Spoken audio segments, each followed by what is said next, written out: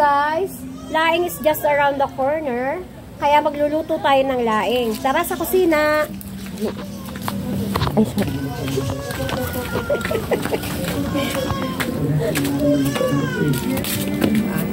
Eto na siya, guys. So, nahimay na natin. Meron tayo dito, ayan, yung mga laing. Ito yung mga sangkap niya. Eto, may nyug tayo na 5 perasong nyug. 5 gata. Kasi ang mga Bicolano talaga, masarap silang maggata. Eto po yan siya, oh. Galing sa farm natin. Ayan, oh. Ayan. Magata tayo.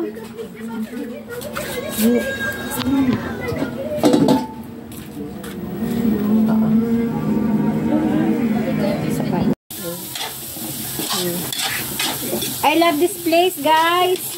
Probinsya. I do love that. Ayan, ito na, ilagay na natin yung ating curry. Curry talaga. Wow. Ayan.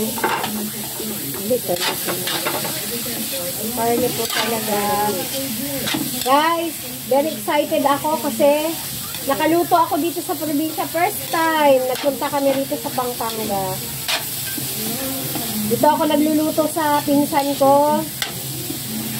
Sa kanyang hacienda. Hacienda balay.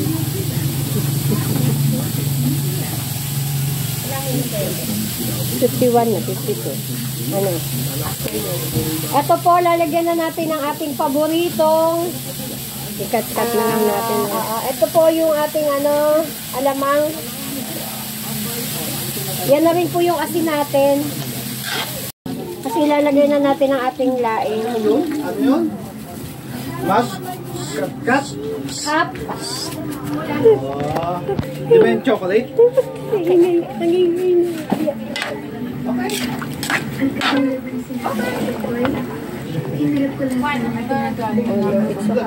Kaya nga, hindi ako na malapit dun eh. Oo. Eh kung manggulo kaya ako dyan. Lakas yung boss.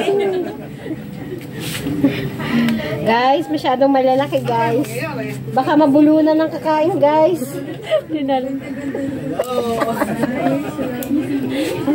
Smile naman tayo dyan. Kahit nagluluto tayo, kailangan konting joke. Siya mo sila, masyado silang jolly. Ayan. Mag-1 minute. Ano yun? Cut mo. Ilang milyon na yun. Ayan, guys. Luto na po ang ating laing. Laing na kinuha sa farm. Yan. Yes. Yes, Ella Rose. Ayan na po. Luto na ang ating laing. Yumminess na po. Ayan, luto na siya. Sariwa nga lang siya kasi hindi siya nabilad. It's your favorite. I'm cooking your favorite laing. That looks yummy. Yeah. I have never tasted something like that before. Okay, now you taste it. Go ahead and get some rice. Go ahead. Get the head out of here. Thank you guys for watching. Marami ditong Inglesero. Salamat po.